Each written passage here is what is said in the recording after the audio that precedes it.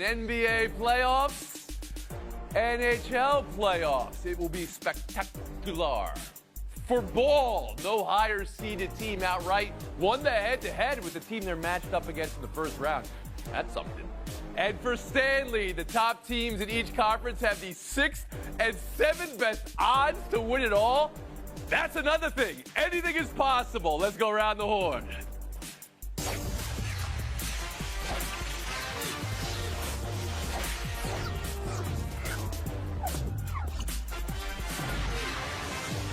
We start with the NBA. We start out west. I'm looking at these series, and we got drama. We got pressure. We got storylines on storylines. How lucky are we? I love everything about this. From all eyes on the Lakers, of course, with LeBron and Luka versus Minnesota, to the Nuggets, mid-upheaval versus the hot LA Clippers, to Golden State and their relaunch versus the Rockets, who are already in liftoff. And the least talked about one seed ever? I put that out there on you people. You have not nearly talked enough about the Oklahoma City Thunder. So as I asked for the most intriguing round one matchup out west, I go to my most intriguing panelist, David Dennis Jr.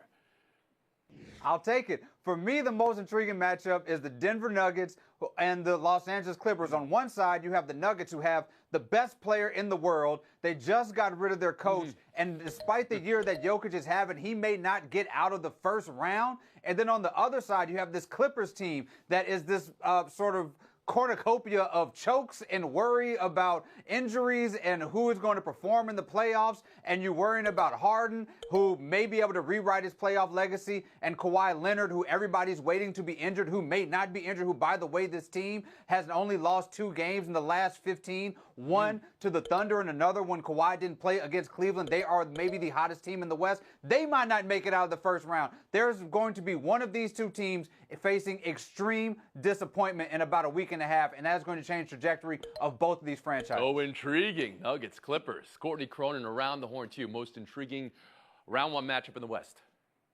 Well, it's intriguing. I thought we didn't talk about the Clippers enough for you on the show, Tony. So that as well. Diving right in on that. For me, it's a team that's been here before against a team that maybe we're not giving enough credit to. That's the 2-7 matchup, Rockets and Warriors. And, we should look at the Rockets as a team that's capable of hanging around with this Golden State Warriors team. They know how to get Steph Curry out of a rhythm. They did it in 2 of their last 3 games against the Warriors, which were wins.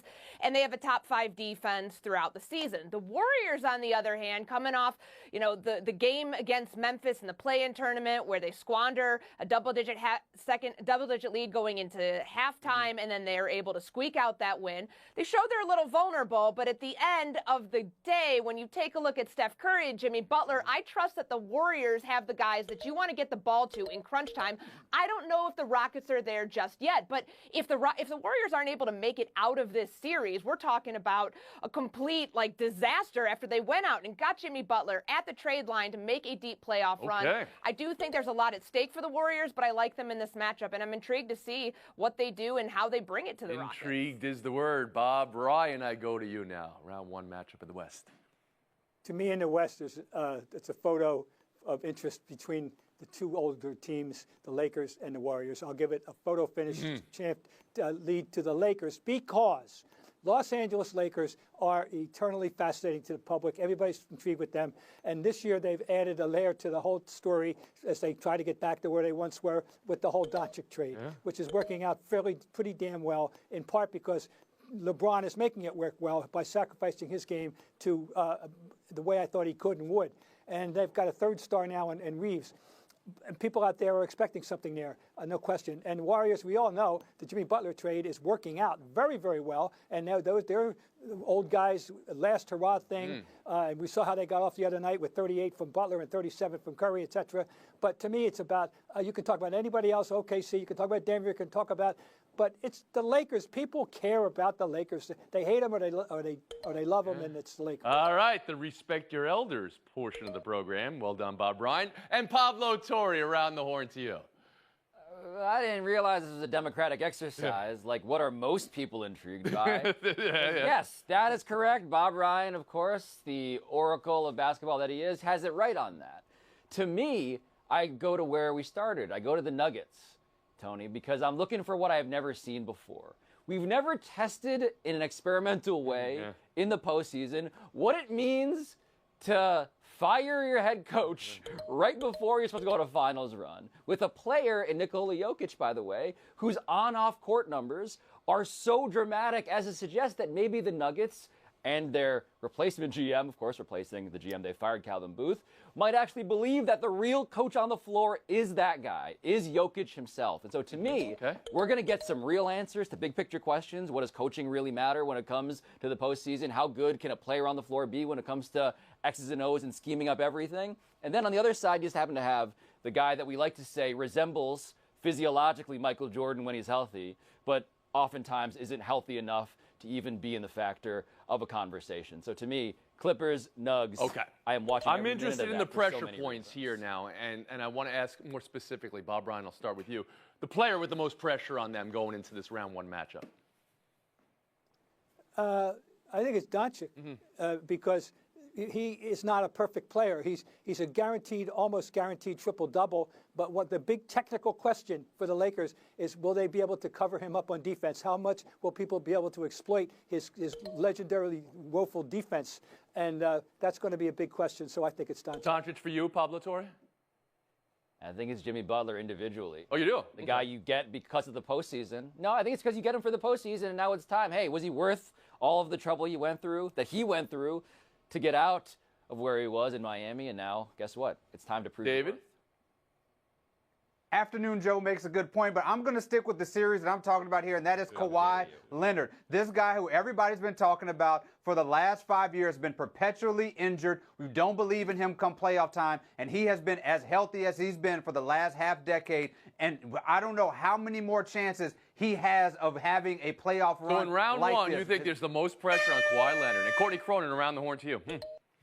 I'll talk about the player from the team that we haven't talked about, the probable MVP in Shai Gilgeous-Alexander. The early exit last year, a lot of people looking at this Thunder team, criticizing the fact that they don't have deep playoff experience. If you're going to win the MVP, you got to be able to get your team out of the round first one, round on a deep playoff run. And there is a panelist on the show actually acknowledging the Oklahoma City Thunder. Thank you very much for that, Courtney Cronin. Real quick, I want some picks going into the weekend. I know we're going to only have a month to talk about round one and round two and everything beyond in this NBA playoffs, but one pick you're sure of in this first round out west. Courtney Cronin, around the horn to you. I am sure that Luka Doncic and his scouting ability are going to give the Los Angeles Lakers the formula that they need. So you've got the Lakers, the 3 over the 6 in the first round. David Dennis Jr., how about you? A guarantee? I'm going to go with who you're saying we're not talking about. OKC in a clean sweep. Does not matter who they're facing in the first round. 4 games in and out, a lot of rest in the second round. That felt like real pandering from David, given that he was thinking using it. I agree with you there. I believe that the Lakers will handle the Minnesota Timberwolves. Why did you say it with so much drama there? I don't know. And Bob Ryan, how about you? I'll have what David's having. It's pretty obvious, isn't it? Okay. Sweep for OKC. We'll move on. The Eastern Conference has got an obvious pecking order played out through 82 games. You know Cleveland is the best. You know Boston is the defending champ. They're the 2 favorites in the conference. Pressure on them. Number 3, Knicks haven't beaten either of the teams above them in conference all year. They've beaten everybody else. There's tension with that team. And Pacers, Bucks, the intriguing 4-5. Indianapolis is favored. Indiana, excuse me. Milwaukee now clearing Lillard to play, but he will not play game 1. But there's expectations on that franchise as well. I ask you, Mr. Bob Ryan, who has the most pressure on them in round 1 in the Eastern Conference? No, I think it's the Lakers, the Celtics to repeat. I think because they're going in almost perfectly healthy with the possible exception of Jaylen Brown's knee, and he's got a week to get ready. And there are people around here that are framing it championship or bust. I never do a thing like that because I once covered a 68-win team that didn't win because John Havlicek got hurt. You don't know what's going to happen.